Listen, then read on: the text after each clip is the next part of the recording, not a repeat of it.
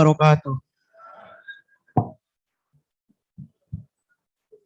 Good afternoon, ladies and gentlemen. My name is Sevi Bajang Pratama.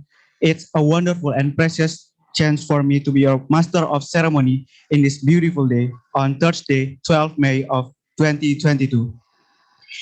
Welcome to our event, guest lecture, Faculty of Veterinary Medicine, Universitas Pendidikan Mandalika. First of all, let's say thanks to God who has been giving us guidance, happiness, healthy, and mercy so we can attend and participate in this event without any obstacles. In this beautiful moment, I would like to say to welcome to Dr. John David Allen, Dr. Charles H. Robert NGO Vets Beyond Border, and Sarah as a volunteer, Dr. Charles.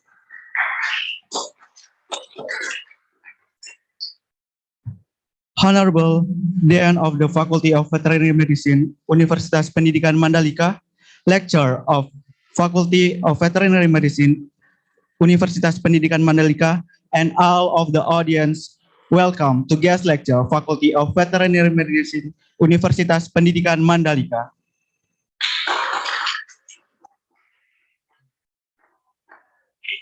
In this special day, we have several agenda, so allow me to read the sequence of our agenda. The first agenda is opening. The second is singing national anthem of Indonesia Raya. The third is greeting from the Dean of the Faculty of Veterinary Medicine. The fourth agenda is presenting our topic and discussion. The fifth is handover of plaque, and the last agenda is closing. Well, now we start the first agenda. Let's start the agenda with reciting Basmalah together. Bismillahirrahmanirrahim. The second is greeting from the Dean of the Faculty of Veterinary Medicine to Dr. Hewan Holik and Vet. Times is yours. Thank you very much, Moderator. Your Excellency, Rector of Universitas Pendidikan Mandalika, distinguished moderator, speaker, and participant. Good afternoon, everyone. I'm so happy to open the guest lecture. Honorable our guest speaker, Dr. Charles and Dr. John, and also Dr. Sarah and Robert. Welcome to our campus. It is our campus. Maybe it's the first time for you, for Dr. John, and I hope next time you can come again for all of you. And so, thank you to all our participants for joining in a guest lecture with us today. As you know, zoonosis is an infectious disease that spread from animal to human. The facts say that 75% of new or emerging disease origin for animal. For zoonosis like rabies, the WHO lists rabies are one of the world's most deadly infectious diseases. Rabies can maybe kill an estimated 160 people a day. So this topic is very relevant to improve our knowledge about the zoonotic diseases. Before we get started, I would like to express my appreciation to all of you who help us make this event. I think it's enough. Thank you very much. Moderator, time is yours.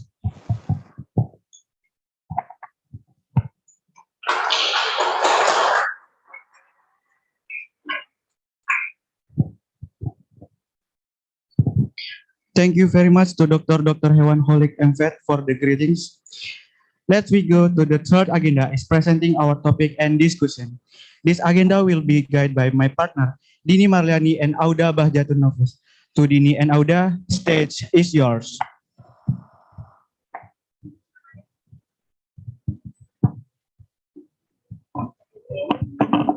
Hello, the class.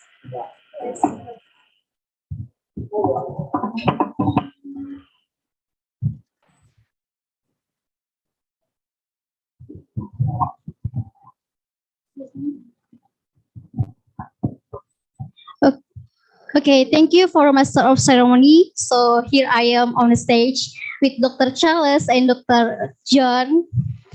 Welcome, Dr. John. Welcome, Dr. Charles. Welcome, Sarah. Welcome, Robert. Welcome to Universitas Pendidikan Mandalika. So let me introduce myself first. My name is Dini Marliani. I'm a veterinary student from Universitas Pendidikan Mandalika as a moderator for Dr. Charles Mar LH. Dr. Charles Mar LH is an appointment as a lecturer clinical science to University of Melbourne. And my partner is Auda. Hello everyone. So my name is Auda Bajatunufus. I'm here as moderator for Dr. Jones David Ellen. Before the presentations begins, allow me to introduce you all to our guest lecturers, Dr. Jones David Ellen. So Dr. Jones David Ellen is a principal research scientist at CSIRO ACDP, become a director of Vets Beyond Borders, become a director of VCV or Veterinary Sans Frontiers, and become international committee member of Crawford Fund Australia.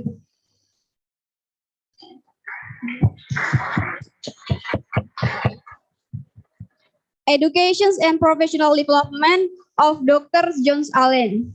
On 1975, he finished his BPSc degree of University of Melbourne.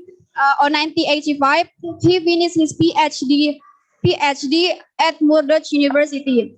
At 1992, he became membership of Veterinary Epidemiologist of Australia New Zealand College of Veterinary Scientists. At 1993, he finished his MBA program at RMIT University. At 2005, he graduate member from Australia Institute of Company Directions, and at 2008, he graduate diploma of IP Law in Monash University. Here's some employment history of Dr. Jones Allen. On June 2021, he became principal research scientist of CSIRO and Australia Centre for Disease Preparedness or ACDP. And on July 2009 until June 2021, he became program leader of CSIRO International Engagement Program Australia Centre for Disease Preparedness.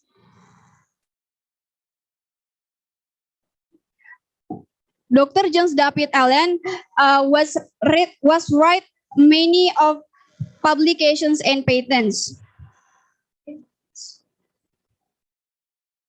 Without wasting any time, so here we go to welcome Dr. Jones David Allen to deliver the presentations about rabies diagnosis and control. So time is yours.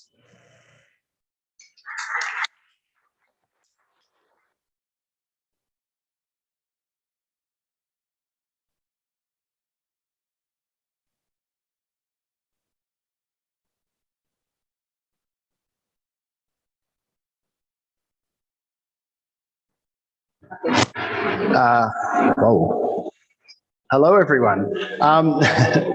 Selamat siang. Thank you for that fantastic introduction, and it's a pleasure to be here at the university.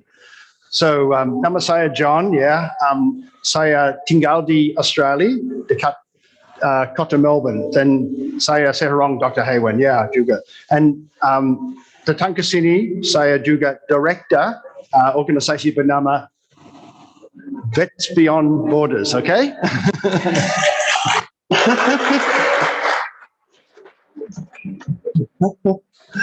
Dan banyak tahun yang lalu saya di Bogor, Kota Bogor, Kota bekerja di laboratorium Balit Vet untuk 3 tahun. Lalu saya kembali ke Indonesia banyak kali untuk project kesihatan hewan capacity dan capacity building untuk laboratorium diagnostic testing. So hari ini saya ingin memperkenalkan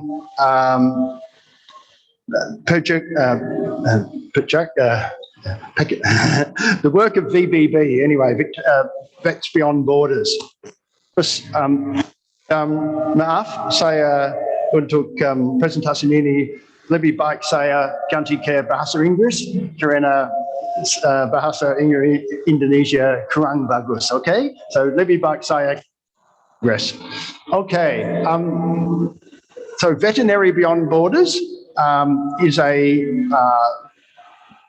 we are a not-for-profit, non-government organisation, our NGO, and we do work to help improve animal health, One Health, and animal welfare, communities across the world.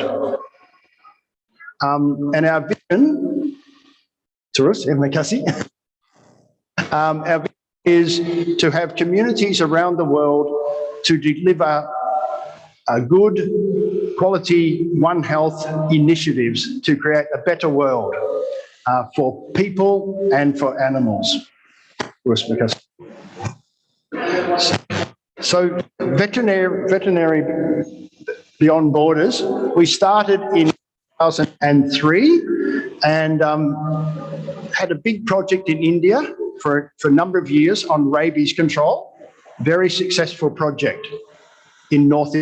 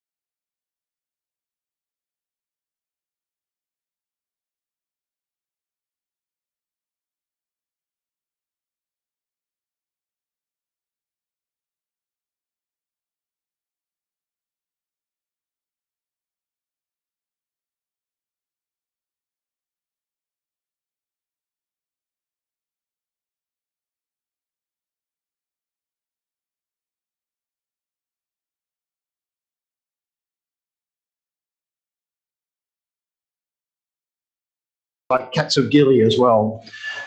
Education is very important, as well as capacity building for diagnostics and for dog bite post-exposure prophylaxis. So these are really the four pillars for rabies control: vaccinate, population control, community education, and capacity building. Terus?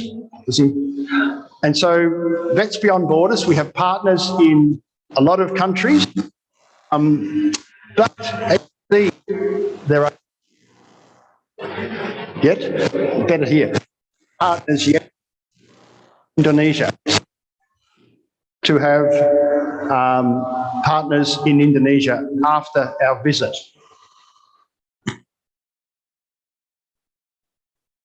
We may in the Asia Pacific area and a list of countries.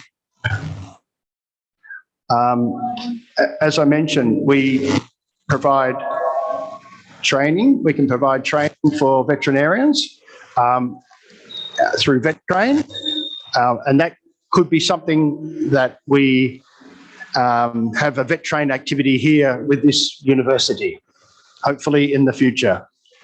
And Vet Match, we also can provide specialist veterinarians matching with other veterinarians who have needs for special knowledge, transfer of special knowledge. And we do that in Australia as well. And in Australia, we have natural disasters. We have bushfires and we have flooding. In Indonesia, you have disasters too. You have earthquakes and volcano. And so it's very important that the animals that suffer in the natural outbreaks can be cared for quickly, including wildlife. So we do that activity as well. And we share our resources with a lot of different organisations around the world. So that's just a summary of Vets Beyond Borders. I do want to talk about rabies now, if I switch across to a presentation on rabies control and diagnostics. Okay. So if you could do it.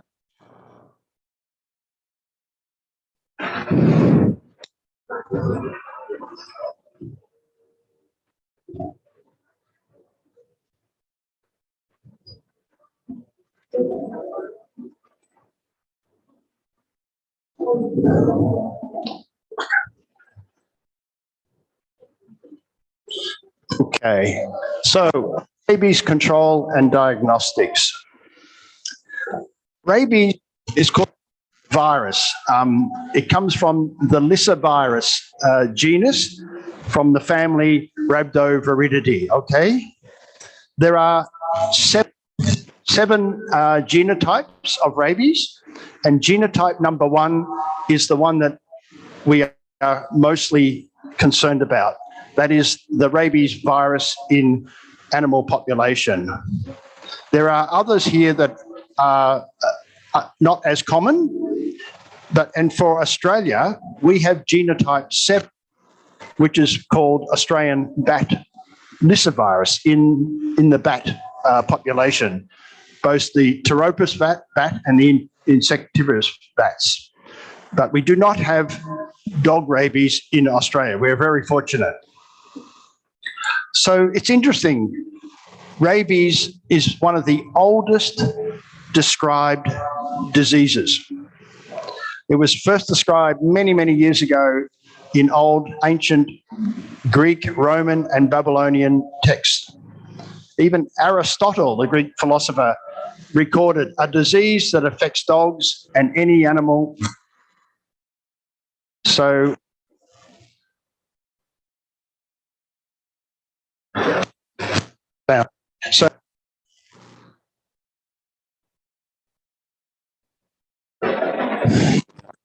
not sure, it's my, yeah, that's it. And so the rabies and dog that is unique with the domestication of dogs.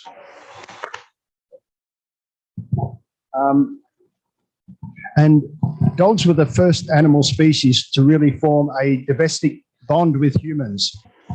All dogs, we thought, have evolved from wolves, and there's some old evidence there from a long time ago when dogs became evolved and became close companions to human. We all know about the different dog social systems. You can have the pet dog in the house and goes for a walk on a lead. In Indonesia, especially Bali and other places, there are, the street dog.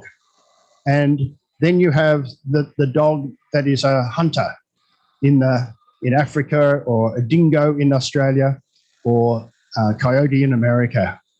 And so each of these dogs, they have a different home range. The pet dog is taken for a walk. The street dog will roam the streets, but they may not move more than 1 or 2 kilometres from their base, whereas the hunter travels a long distance. So all these factors are very, very important in determining the prevalence of rabies in a population of dogs. You've got the density of the dogs in the area, especially non-vaccinated dogs. You've got the home range structure and how far they move.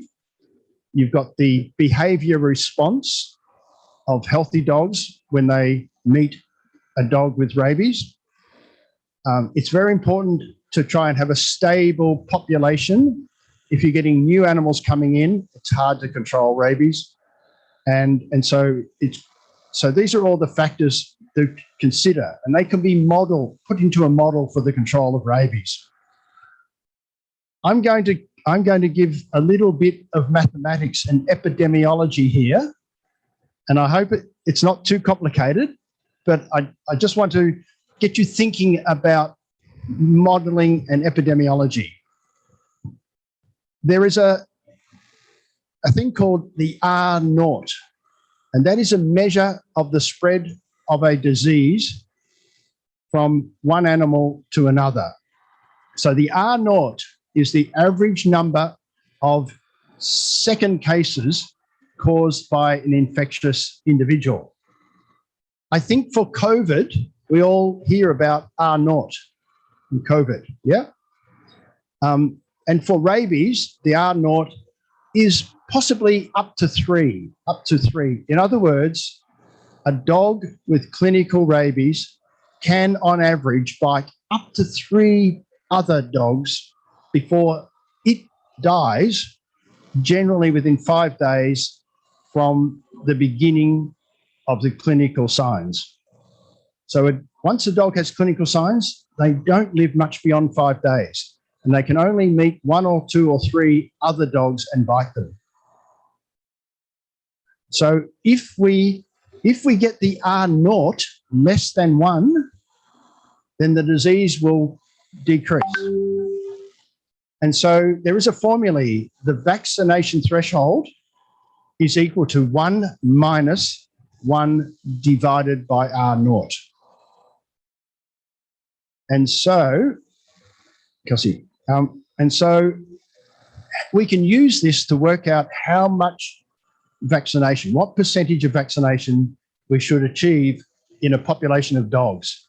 And if I said the R naught was 3, then the formula tells us about 66% of dogs need to be vaccinated to eliminate rabies from a community. You do not have to vaccinate every dog, but at least 66, or possibly we aim for 70%. And that should be combined with a population control, a humane population control of the dogs, or desexing. Because if you have new dogs being born all the time, very hard to achieve the 70%. So the vaccinated dogs in the area will act as a virus soak. So if the dog with rabies bites a vaccinated dog, then that's good, and because it does not continue to spread rabies. So that's why it's important to have a street population of vaccinated dogs. And culling of dogs creates a vacuum, and other dogs will move into the area. So vaccination is much more important than depopulation. This is a hard to read from. This is a taken from a study in 2009 in Africa, and the one that goes down quickly is the one where they vaccinate 70% of the dogs, and the dotted line is if they can vaccinate 50% of the dogs. But in both cases, you can see the number of human cases and the number of rabies, and the number of dog cases will go down quickly, within 20 or 30 weeks. So mass vaccination campaigns can be very effective. I'm going to talk a little bit about rabies diagnostics, okay? Test diagnostics. This is some work that my team did at CSIRO with the Bukittinggi laboratory up in Sumatra. And when we started the project, there'd been a lot of work on rabies. We know rabies is endemic in many parts of Indonesia. in the red is in endemic areas, and green is not confirmed. But in the Eastern Islands, we do not have rabies. In Timor, but we do have in Flores and Sumba, maybe Sumbawa, maybe now too. Yeah, and so large dog populations, and there are national laboratories that can perform what is the fluorescent antibody test. That is the world recommended test, but it is very expensive, and you need expensive fluorescent microscope, $40,000 of equipment.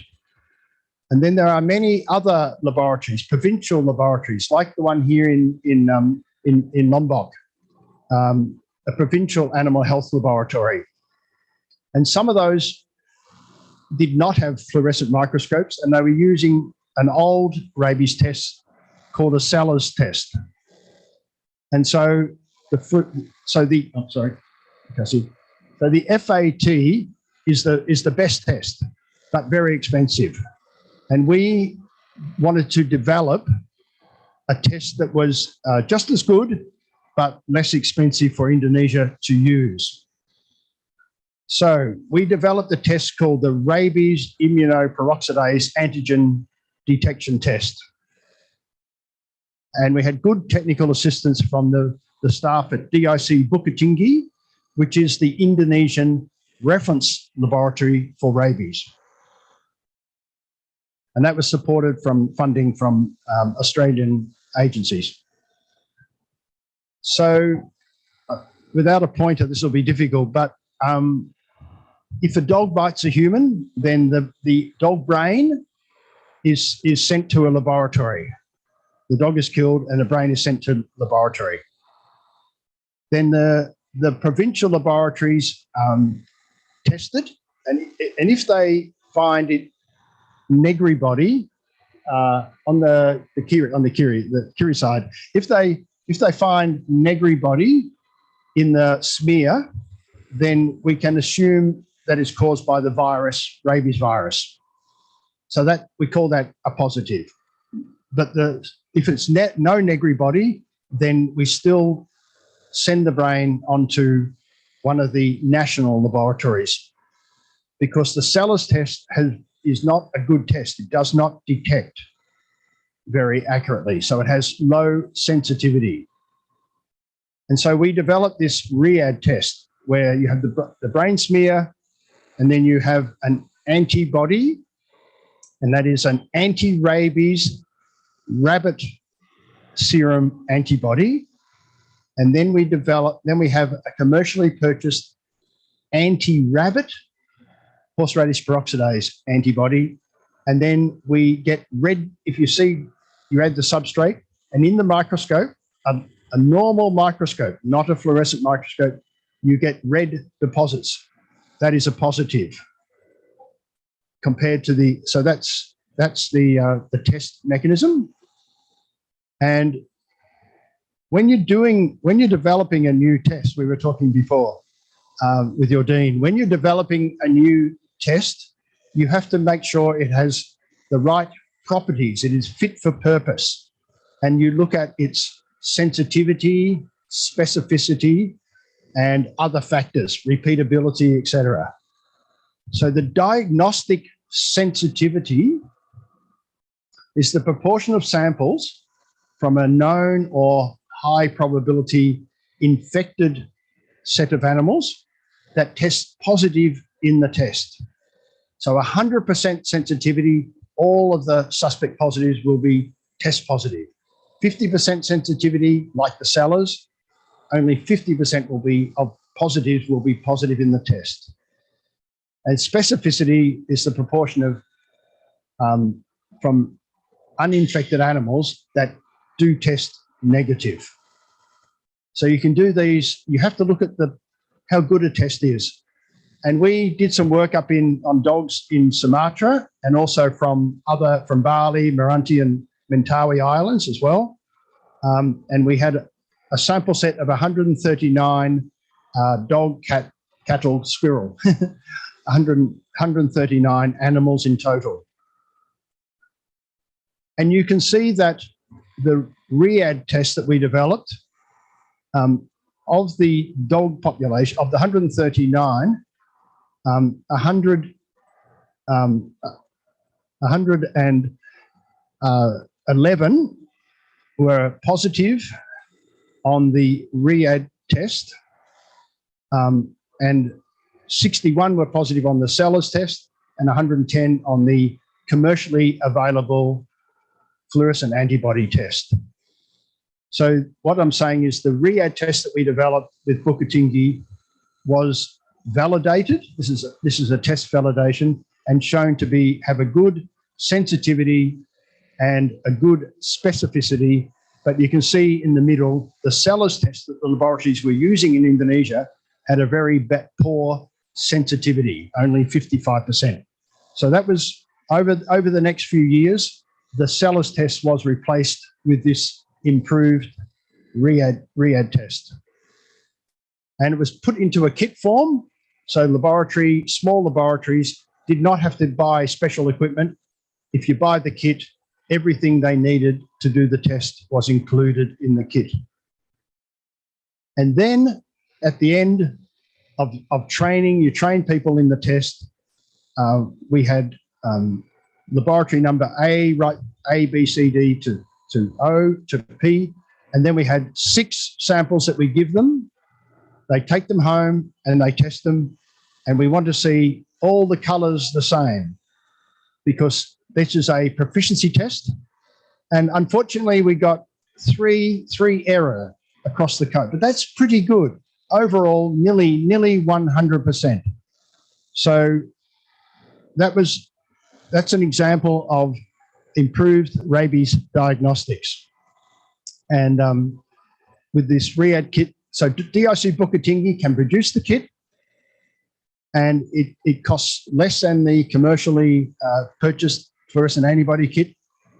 And we've also transferred the READ test that was developed in Indonesia to Bhutan and Nepal as well, and published the results. So a good development story for work that happened here in Indonesia. Thank you. That's my talk. I hope you enjoyed it. If there may be some questions. Thank you.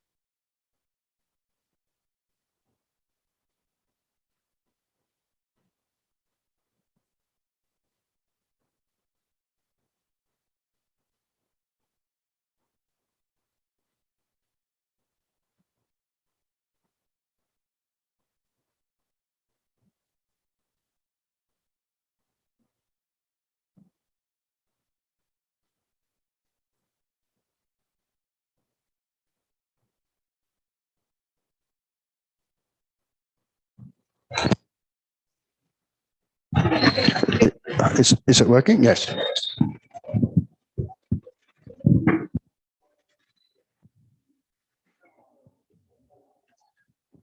Maybe some other pertanyaan, yeah. The other explanations, we have Are you going to translate that? Should I have stopped? yes, it's example of explain his presentations.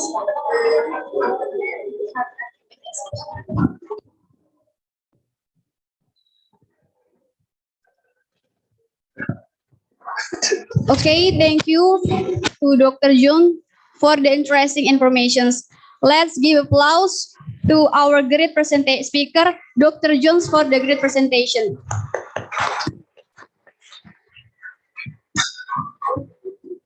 Okay, next, I would like to give my partner Dini for continue to Dr. Charles' session. Okay, for Dini, time is yours. Okay, thank you, Auda. Okay, after Dr. John delivered the presentation about rabies diagnosis and control, the second speaker is Dr. Charles. So if you, you'll see you change. Dr. Charles is a member of the Australian and New Zealand College of Veterinary Scientists. Is a member of the Australian Equine Parasitology Advisory Panel. Thanks. After working locally and internationally in mixed and large animal veterinary practice, Dr. Charles returned to the University of Melbourne, where he worked as an equine clinician, then later as a lecturer while he's completing his PhD. Now, in honorary fellow, he was maintained an active range of projects supervising students in equine interest, including welfare, virology, immunology, toxicology, endocrinology, parasitology, and theogenology.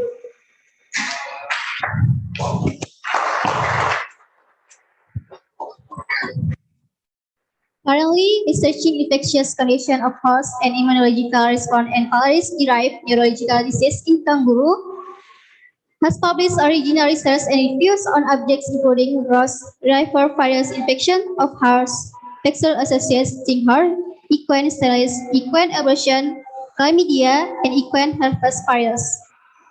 And his passion remains veterinary education and extension, particularly with local students and student Indonesia veterinaries in the Nusa Tenggara Barat, Indonesia.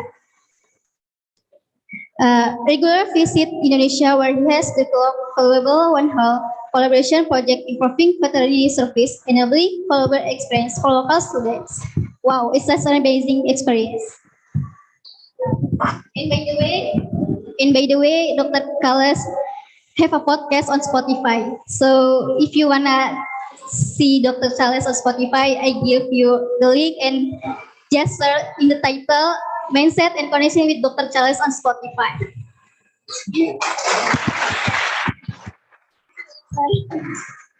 So we turn into the presentation of Dr. Charles about zoonosis in horners in newly emerging cause of abortion in Australia. For Dr. Charles, time is yours. Yes. Yes. Thank you, Doctor.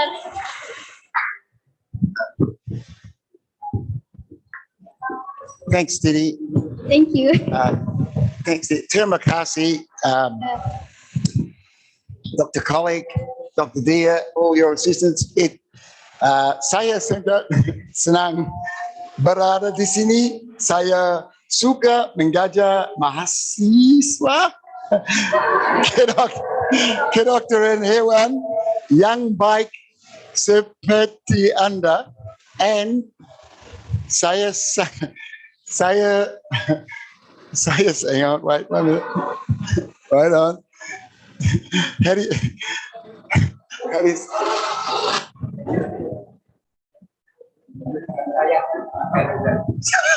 Saya suka gado-gado.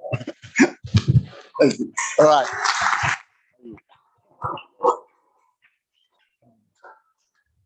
Okay. Then you got to come here. So this talk, I am a Dr. Hewan. I like Kuda. I like helping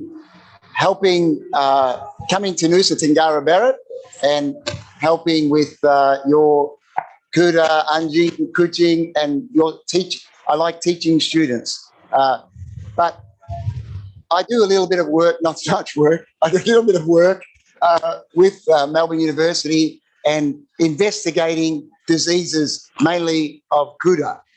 And it's really good for us. We are very happy to present at Undikma. So very happy with Dr. Kulik and all of you. So there's, and Dr. Sarah and Rob. So I work at University of Melbourne, love to work in Nusa Tenggara Barat, and but I sweat very much. Always sweating. That's Dr. Sarah and Dr. Dia over there, and Dr. Misha, Dr. Ruth. And there go that, Dr. Dia works hard. Yay.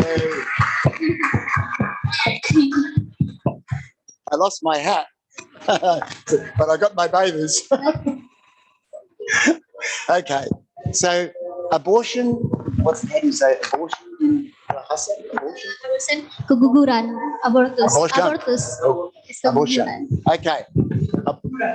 Good. Abortion in Kuda. Good work. Yeah. So, abortion in horses, infectious, non-infectious.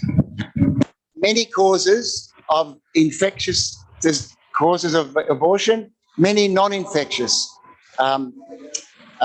So examples are equine herpes virus 1, you probably know, leptospirosis, salmonella, and a new one is chlamydia, which affects birds, but we have found chlamydia can cause abortion in horses. And you are very clever students. You know leptospirosis, salmonella, chlamydia is zoonotic. So you have to be careful when you investigate abortion in horses. But many causes of abortion in horses are not due to infection. The most common cause is twins. What's twins? Kembar. Kumbara. So Twins kembar. twin kumbara in sapi, yay. Baby, yay. Whatever. But horses, no. Tidak. No good twins. Abortion. So big difference from sapi to kuda. No twins. Because uterus of a horse, what's uterus? What's the name? What's it? Bahasa uterus. Kembar. Perut. Perut. Not Rahim. It's your rahim. Rahim. rahim in a horse is not very big. Like in a cow, it's big. You can put 1, 1, 2, 3, andak sapi, maybe 4. But a horse, 1, not very big, not very good. And easy for a horse to have an abortion. Very common. Very common. So that's called, I'll get Diddy on the job, placental insufficiency. Not very good. Placenta insufficiency. Not good. And sometimes infection comes up. Infection from outside into the horse's vagina, cervix, and causes ascending infection. Go up, ascending infection. Nice. Okay, so I'll talk about a newly detected, a new cause of abortion in horses. Is mencit. Mencet. Mencet. So, Sapi yang baru lahir is mendet. No. got it? Pedet. Okay. Yes. Got it? It's good because you can learn. We're all learning, always learning. We help each other. It's good. Bagus. Banyak bagus. All right. Now, so chlamydia is a new, in Australia, maybe no one thought chlamydia would cause abortion in horses. Cause disease in birds. What's bird? Burung. And ayam. But not many ayam, no. Burung. Yes, burung. Not ayam. So chlamydia cause disease in, very important you learn about chlamydia. Do you all know syndicate about chlamydia? Maybe? Chlamydia. Anyone knows chlamydia? Chlamydia. You know it? Ada yang tahu chlamydia nggak? Ada yang tahu chlamydia? I got one. Penyebab dari Yeah. aborsi. If you don't know about chlamydia, learn about it. If you don't know, look it up tonight. Study tonight. If you don't know chlamydia. Kalau nggak tahu chlamydia, tolong pelajari sekarang. And if you got any questions, you can send me email. Dan kalau misalnya punya pertanyaan, tolong. Okay. So mainly infection, mainly birds carry infection. maybe sakit, maybe tidak sakit, but they have chlamydia. And in many species, cow, sapi, sheep, and sheep was Domba. and bebek. Oh no, that's duck. Goats Bebek, duck. and goats. Yes, duck. Yeah, and goat. What's a goat? Duck, bebek. Bebek and goat. Kambing. Dog is anjing. Anjing, not a dog. No. So abortion, pneumonia, arthritis, conjunctivitis, eye infection in many species. But it's serious zoonotic disease because you get what's lung? Paru. And pneumonia? Pneumonia. I like that. So it causes headache, sakit head, Sakit kepala. sakit kepala, fever, wait, panas, Panas, yes. yeah. Weak, Yes. tidak kuat, weakness, not like cough, Batuk kering. Dry cough is Chest batuk pain. kering. pneumonia. Okay, and myocarditis. Oh. No good. Tidak bagus. Yes. Okay, so maybe 2014, many cases of chlamydia abortion in horses and many sakit orang at the many sakit Dr. Hewan. Not good, tidak bagus. 5 out of 9 orang went to hospital with psittacosis, very sick. So it's emerging. Emerging means new. Penyakit baru. And if you want to listen to my Spotify, and you can read this article, there you go. It's a very good article. But article. Okay, so that's very interesting. So late-term reproductive loss, abortion after maybe 7 months. Bulan. Late. So new disease, and also abortion, and also sakit anak kuda. Baby anak kuda, foal. Yeah. Anak kuda. Yeah, sorry. Like that. Anak kuda. So next one. Anak kuda. That's a sakit anak kuda. That's the core disease, pneumonia. Okay, and that's not good. We don't there. That's not good lungs. Interstitial pneumonia. Dr. John is very clever at diagnosis. Are you a good pathologist, John? Maybe it looks like equine herpes virus 1 abortion. Very important to check for. Whenever you make diagnosis, you say, oh, Dr. Charlie said abortion in mare, this is maybe chlamydia. Okay, maybe we find chlamydia, but always check for another cause, another virus, another bacteria. Always check. Selalu periksa lingkungan dan juga virus-virus baru. If you think you know, if it's this looks like that, maybe it looks like that, but always check. Like do tests. Be a good vet.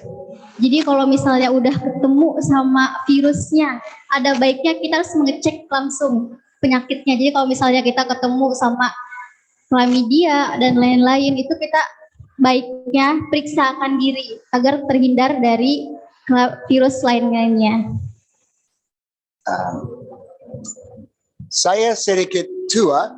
I'm a bit old, but I still. You can translate this. I'm a bit old, but I still love being a vet. Why? Many veterinarians, Dr. Hewan, they get tua and they say, oh, I'm tired. Oh, tidur. But no, I love my job. Why? Because I make sure I do a good job. I don't say, oh, that dog, it's got this temper. Just give it this. No, I take a test. I do many tests. I look, I work hard, and I'm happy. And anjing is happy, and orang is happy. So that's what I say to you. Jadi Dokter Charles bilang, saya udah tua.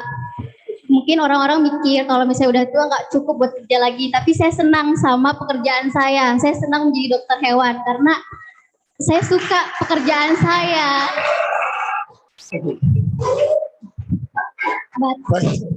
Thank you very much. Dokter, So that's a long way of saying, if you find chlamydia, you say, oh, Dr. Charles, this looks like chlamydia. If you find it, still look for maybe other viruses or bacteria. So it may look like equine herpes virus 1. That's what I'm saying. It may look like EHV1. So look for it, do a test. It's not EHV1, it's not leptospirosis, not salmonellosis. We found chlamydia. It's probably chlamydia. That's a long way of saying look for other. Sorry. Ma'af. Okay, so dystocia, abortion. So look at that. That's membranes. See the uterus, the membranes. They're brown. They're brown. Not happy. Pus, brown. Yeah, not good. ya, can I test? Yeah, sure. Jadi ini dystocia yang menyebabkan aborsi. Ini. So that's a good one here. Dan ini nggak bagus untuk hewannya, kata dokter. That one? Yeah. So, That's a good fetal membranes. Fetal membranes. Fetal membrane. Yeah. Jadi Fetal membranes. fetal membrane. Get the boss. Fetal membranes. Yes. Okay. That's bagus. Yes. And this is tidak bagus. Yes. Okay. So after coronavirus, you all know, before I come to Indonesia and I give talk at Udayana, I give talk at University Pendidikan but before, and I talk about PPE. Yeah. Dr. Dia made me do it. So always with sakit, kuda anda, Anak kuda anak, and abortions, always wear mask, PPE. PPE. Yeah. So that's one thing I wanted to tell you. Share with you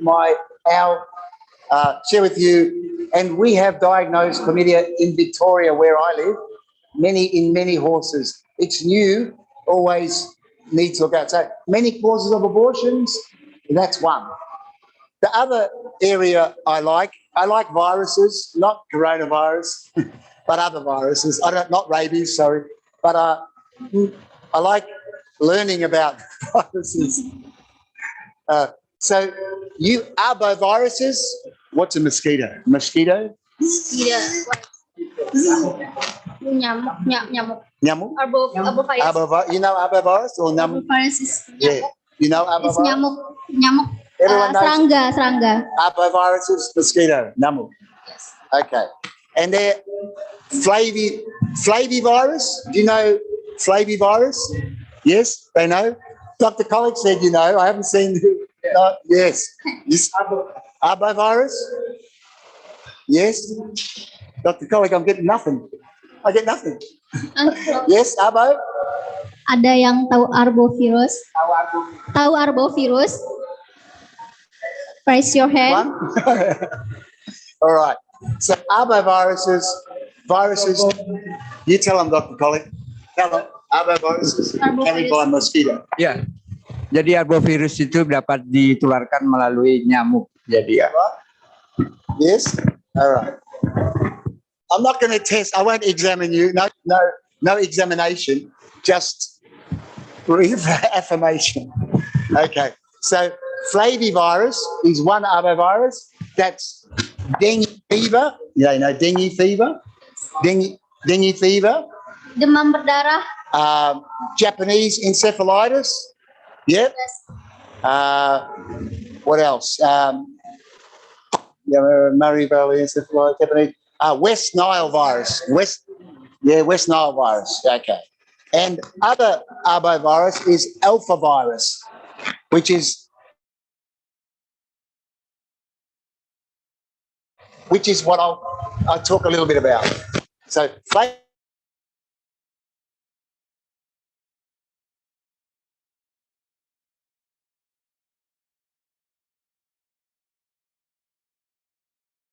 and the other virus is alpha virus, arbovirus, toga virus. It's Ross River virus and Gita.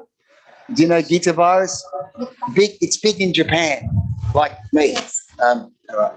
Okay, so that's a mosquito, and Ross River virus is Australian alpha virus, and it causes zoonosis, and it causes arthritis. Arthritis, like an old man. Thank you. I must be getting nervous. If you guys said, yes, we know Eda virus, I wouldn't sweat so much. And I'm getting nothing. All right. So horses have antibodies to Ross River virus, but they don't spread disease. And many horses have antibodies, so seroprevalence is high. Okay. And they have a high virus load. So here we go. A horse with Ross River virus looks like any sucky kuda. yes, They get swollen joints. They don't walk very well. Jalan, palan.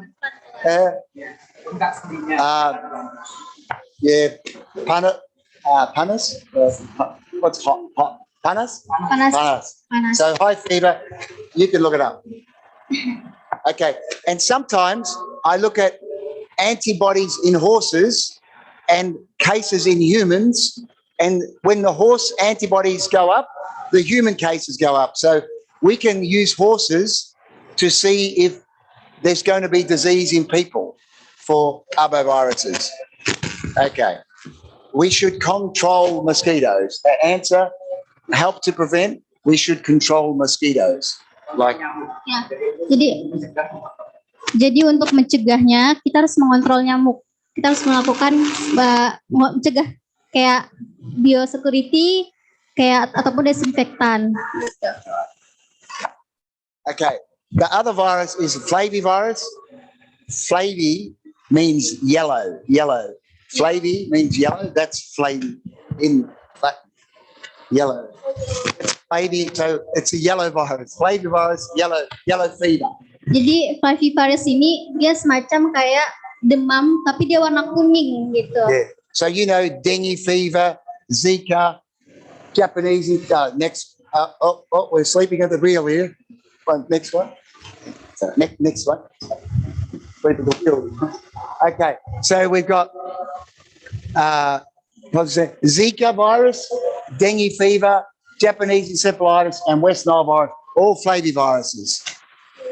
And often they have a bird, they have a cycle. So Japanese encephalitis, pigs, and they go bird and pig. So bird, so the mosquito infects the bird, and then the mosquito, it's a cycle. Bird and pig in Japanese, and West Nile, bird and people and horses. Yeah. Nah, jadi di siklusnya, circle-nya itu ada semacam kayak rantai itu ada burung, dia menginfeksi jadi dari hewan ke manusia, jadi kayak burung terus menginfeksi lagi tuh kayak melingkar babi terus bebek. Nah itu yang disebabkan dari vektor lalat nyamuk gitu, jadi dia bisa menginfeksi ke manusia juga. Thank you. Got it? Cycle. Okay. So West Nile virus in Australia, we have Kunjun virus. Do you have Kunjun virus, colleague, Dr. Colleague? Do you have Kunjun virus or not? Kunjin. No, that's our West Nile virus. Oh, yeah. Kunjin. Yeah. If there's rain like you get in Lombok, much rain, banyak rain, we get many mosquitoes and we get more sakit kuda and more sakit orang. Oh ya, jadi Dokter Charles ini berpengalaman di Lombok dari tahun 2000 sebelumnya. Nah, dia banyak nemuin penyakit pada kuda. Nah, itu yang menyebabkan mosquito, itu nyamuk. Nah, itu yang banyak dia menyerang menyerang kuda gitu. Okay. And there's a West Nile virus lineage 1 and lineage 2. And there's a vaccine for lineage 1, a vaccine. And we can use vaccine for Kunjun virus, but no vaccine for lineage 2. In Indonesia, I think you've got lineage 1. Maybe John might tell me. No, that's all right. Sorry, John. So this disease or sakit is banyak worse than other virus. It's banyak. Sometimes they die. Yeah, sometimes 10% die with West Nile virus, 10% dead. Jadi sakitnya ini banyak menyerang hingga menyebabkan kematian. Jadi mortalitasnya tinggi begitu. I'm not sure whether. Okay, so always control mosquitoes. No. Jadi selalu Control mosquitoes. Jadi untuk mencegahnya selalu mengontrol lingkungan sekitar. This maybe that one. It's video. Maybe. Yeah. Okay. Play it? Maybe. Yeah. Play. Sorry. See if we'll play. And there's another potentially deadly virus infecting horses.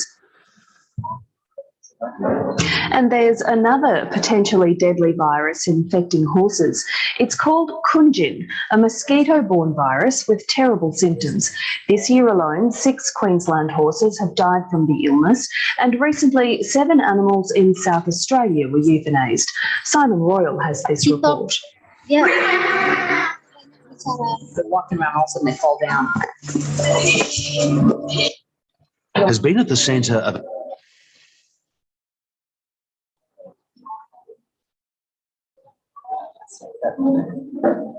what was going on turned out to be Kunjun virus. It's a member of the same virus family as Murray Valley encephalitis and West Nile, and like them, it's spread by mosquitoes. One of the first horses seen was Kerry Rose's former racer, Money Asset. Money Asset well again, and when it was over, they think that equine influenza caused because it is not spread from horse to horse.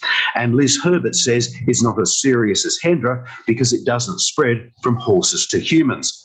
But she does fear an even bigger outbreak of Kunjun when the mozzie season starts again.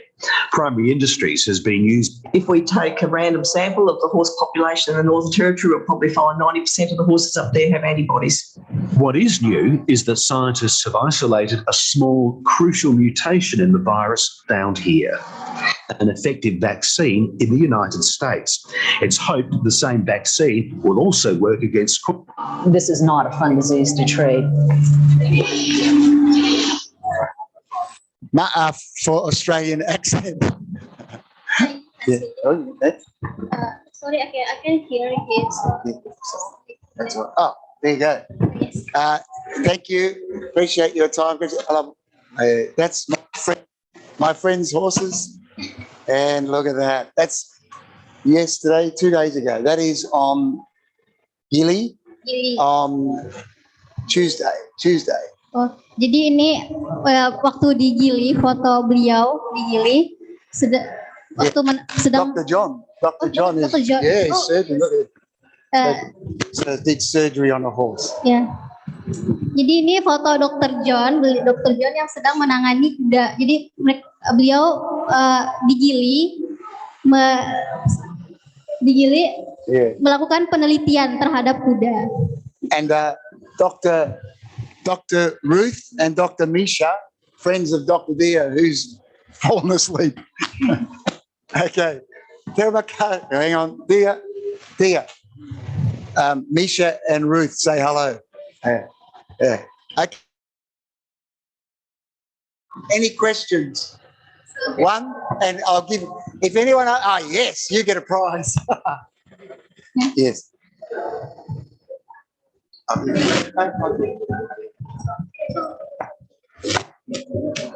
You get a prize. You find something on the side, sir, on the side of the bag. Maybe a USB stick or a pen. A USB stick or a pen. A USB stick or a pen. Hello, Dr. Charlie. My name is Septi. I'm lecturer in here. Okay. I have a question for you.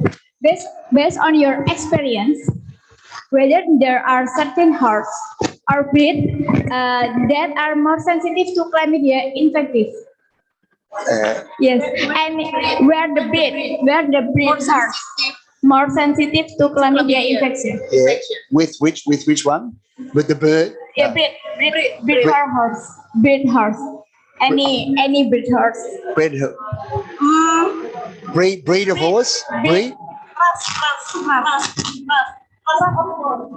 Breed of horse? Breed?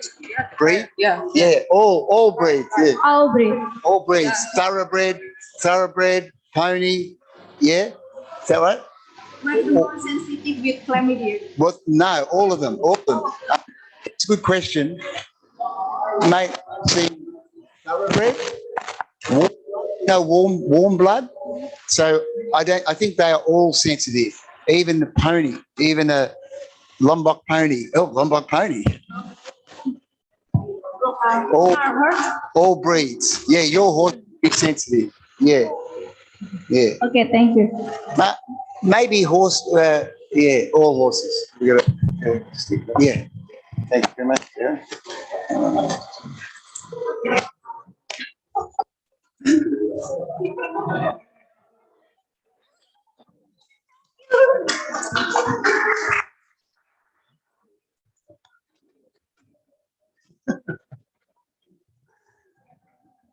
All right. Thank you very much. And again, I'd like to thank Dr. Collick, Dr. Collick, and all my wonderful helpers. A big round of applause.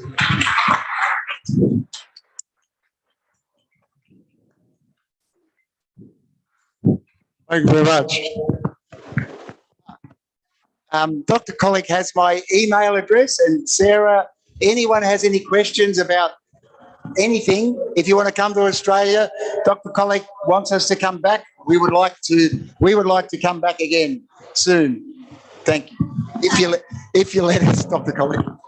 Dr. Charles, Dr. Collick said that we wanna use training horse in this.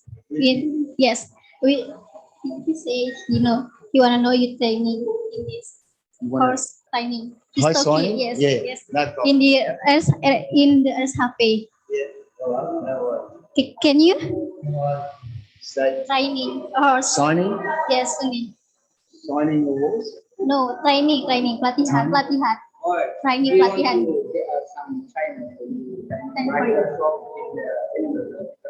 Yes. Okay. Yes. No problem. No problem. Yes. Of course. Summer. Yes. Long as Sarah, she comes with me Oh yeah. because I'm smart, but she's better. Yeah. Still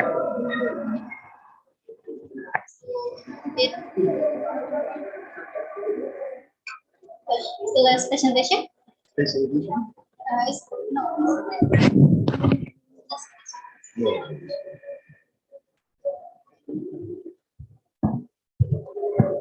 Very humble. All right. Thank you for the informative and interesting talk, Dr. Carlos. Give applause for Dr. Carlos.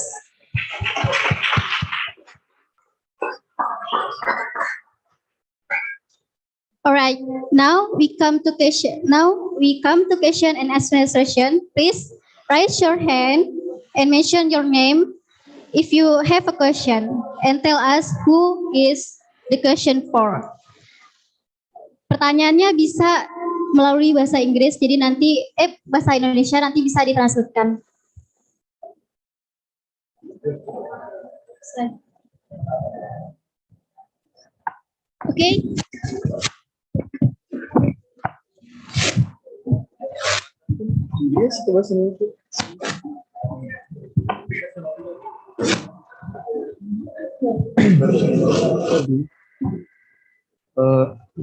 My name is Muhammad Yadin Bakari. I want to ask for Dr. Charles Mark Heather. Sorry, for who?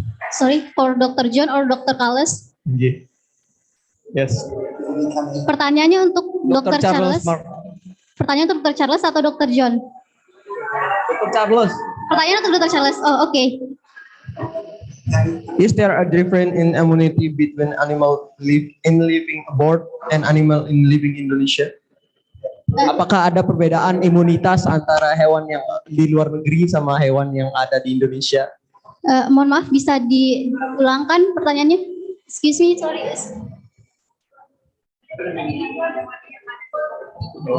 There is.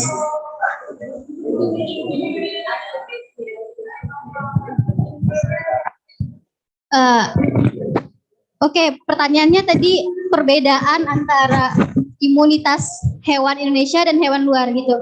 Oke.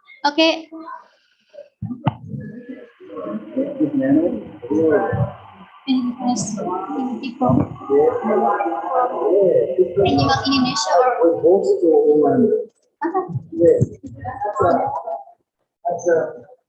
excuse me. Sorry. Difference in immunity, strong. Yes. In what? Yes. Imunitas. Horses or all animals? Yes. In Indonesia or Australia. Yes. Good question. Very good question. Yeah. So immune, you mean strong immunity, they can fight disease? So you mean animals in Australia and animals in Indonesia?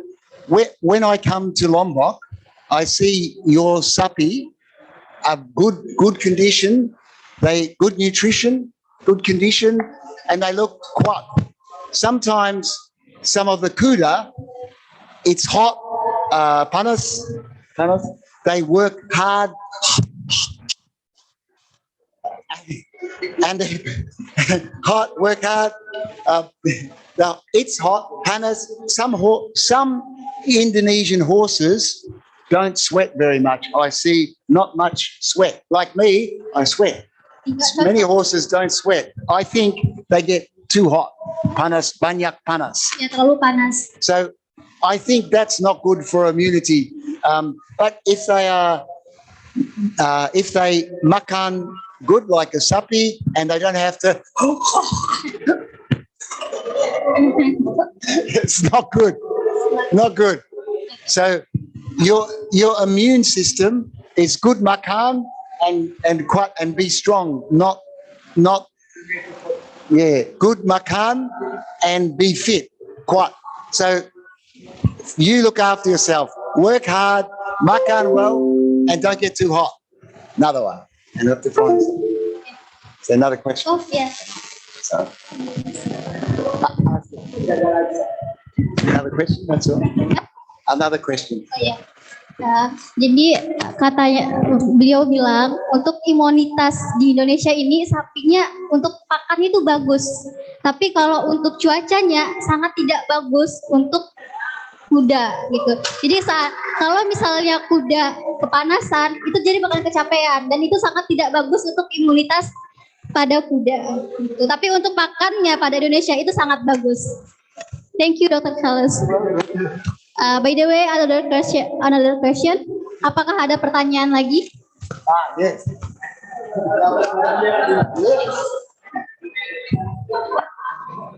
I'm going to struggle. Baik, Assalamualaikum warahmatullahi wabarakatuh. Selamat siang. Okay, before my question is for Mr. John. Dr. Sorry.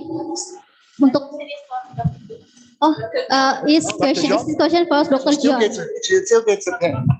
Dr. John. Excuse me, Dr. John.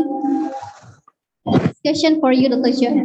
Then, my question is, what if I eat the meat or maybe I consume the milk of the animal that has been infected with the rabies, then what will happen to my body, or maybe what will or maybe will my body infect too?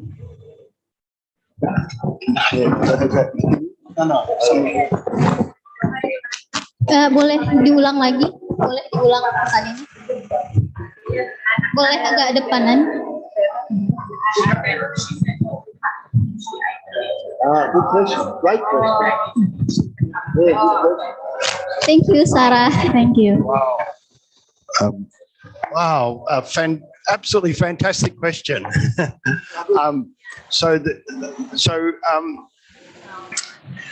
Okay, the rabies virus is in the brain and the nervous tissue. So if you eat meat with rabies, there is very, very little chance of catching rabies because the transmission is from the salivary gland into the tissue, then the virus comes up the nervous system to the brain. If you ingest or eat rabies virus, very, very little chance of catching rabies. Can you translate? Can you? As you wrote? Okay.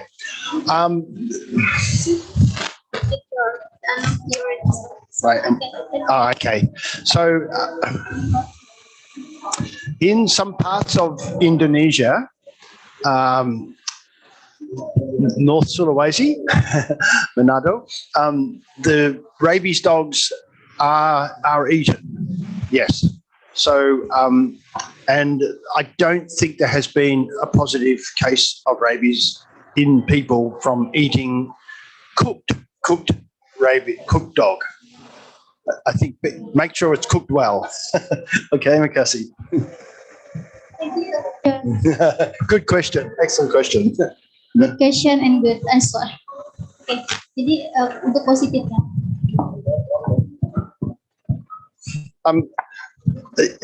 I should say it's not recommended.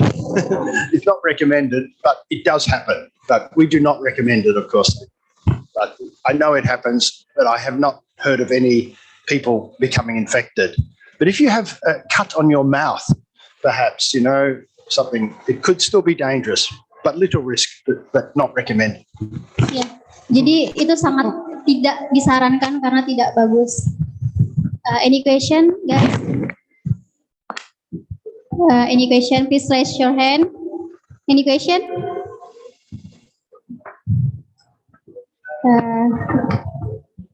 I have to call it. Leave it again.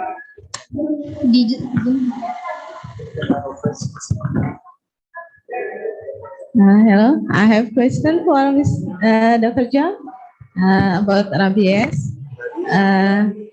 Yes, the key for elimination rabies is a vaccine, I think. Yes, vaccination. This is on population control. Oh, yes. Okay. And then I want to know how for rabies kit, what we call rabies kit. Yes, this is expensive or very expensive? Yes, I want to ask you. Thank you. Okay.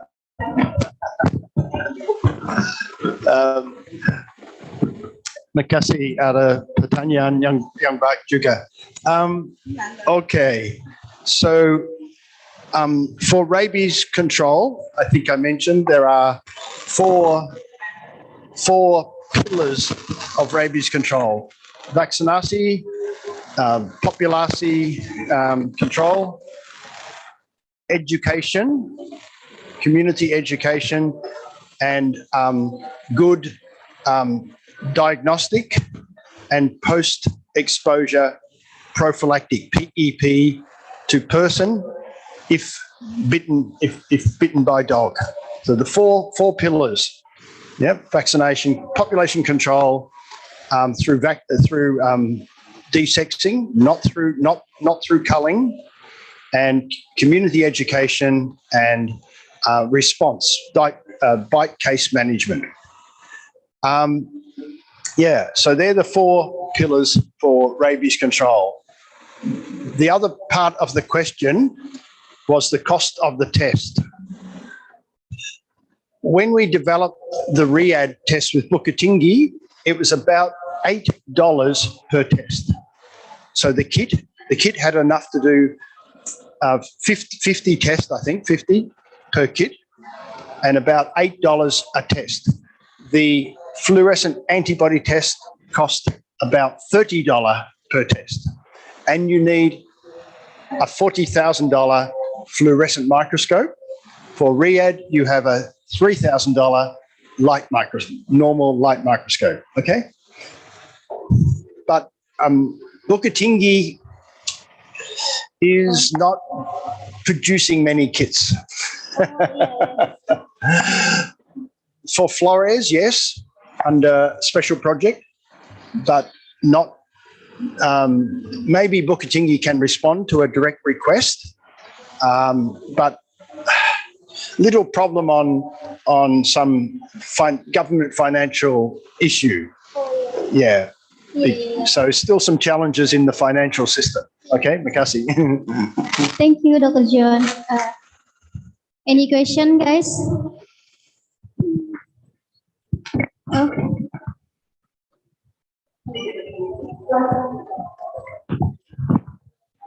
Okay, these questions for Dr. John. So I wanna ask, would you like to sharing with us what's yours? Have you ever experienced the worst case of rabies and how you handle it? The worst case of rabies you ever handle? The worst case? Yes, the worst case.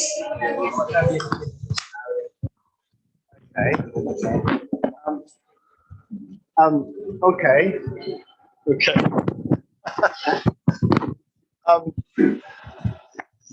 Okay. So the question was sort of the worst cases or worst for rabies. And how to handle it. Okay, I'll speak in two answers here. Two answers. One, personal. If I lift my leg up, I have rabies bite here on my leg.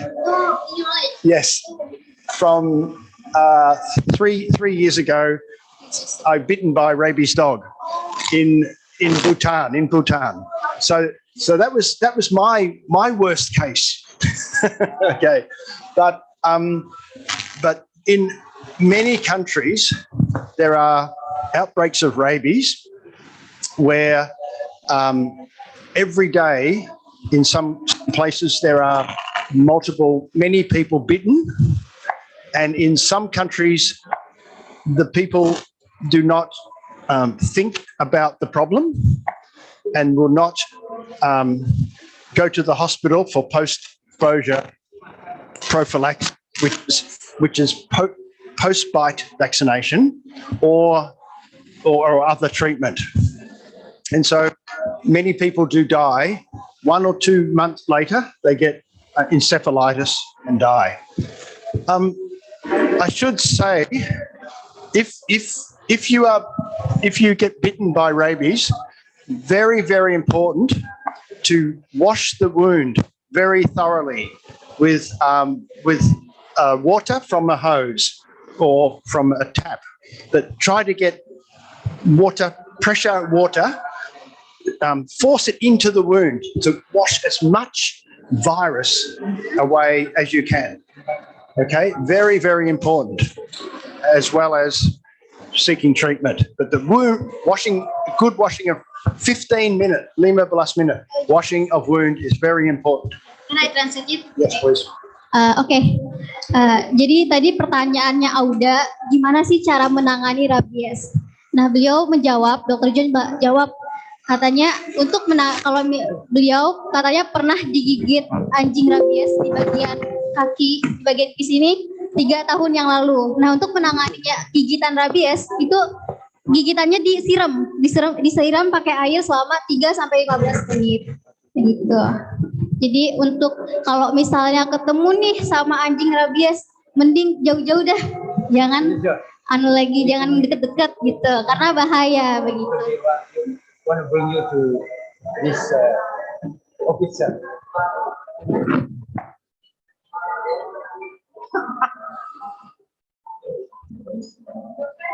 Excuse me.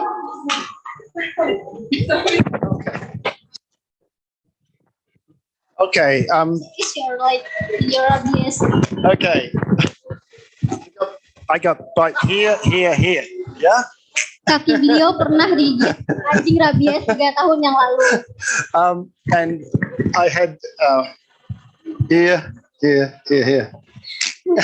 Oh, and I had water from hose, just tap water, and but really wash the wound deep into the wound.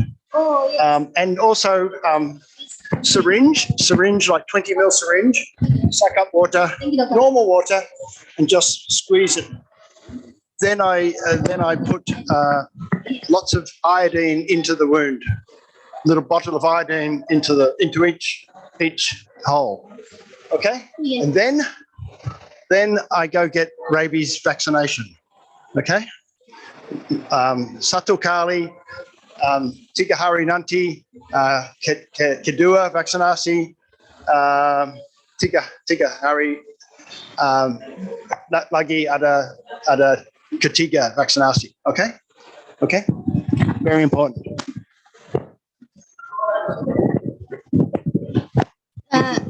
Tadi excuse me Jenny, jadi untuk jawabannya itu disiram pakai air panas gitu. Jadi untuk mencegah rabies kita bisa pakai vaksin rabies juga begitu. Jadi siram pakai air panas kayak langsung siram dulu gitu. Thank you Dr. John. Thank you. Okay, there is education. Maybe. Yeah.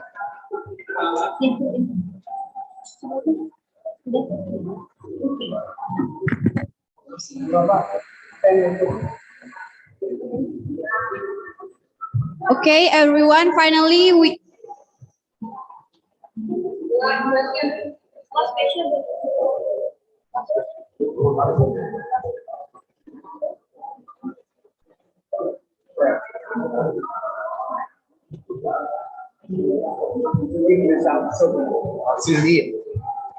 finally we are in the last sessions.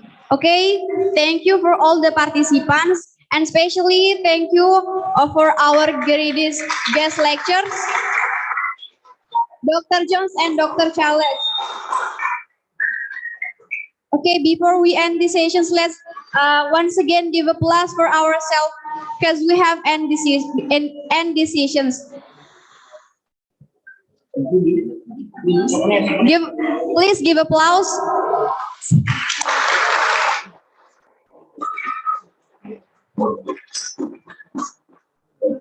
Okay, and next I would like to turn back the next agenda to my friend Safi Bajang Pratama. Okay, thank you Dini and Auda. Thank you for guided the presentation and discussion. The topic is very insightful and I hope we can learn something new from this event. Okay, let's move to the next agenda. The next agenda is hand over the plaque from the Dean of the Faculty of Veterinary Medicine to Dr. John David Allen and Dr. Charles Mark LH. To Dr. Hewan Holik MVet, times is yours. Getting some gifts from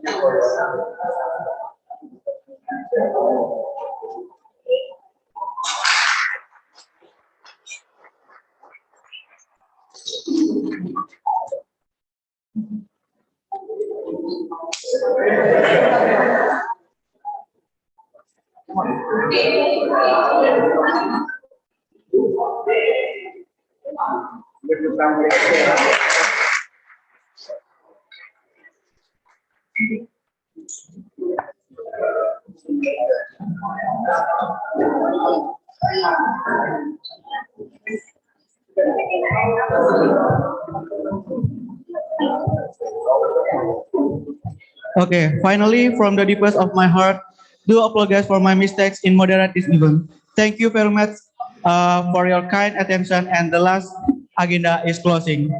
To close the program, let's recite Hamdalah together. Alhamdulillahirabbil alamin. Okay, before we leave this place, let's make some memories with photo sessions.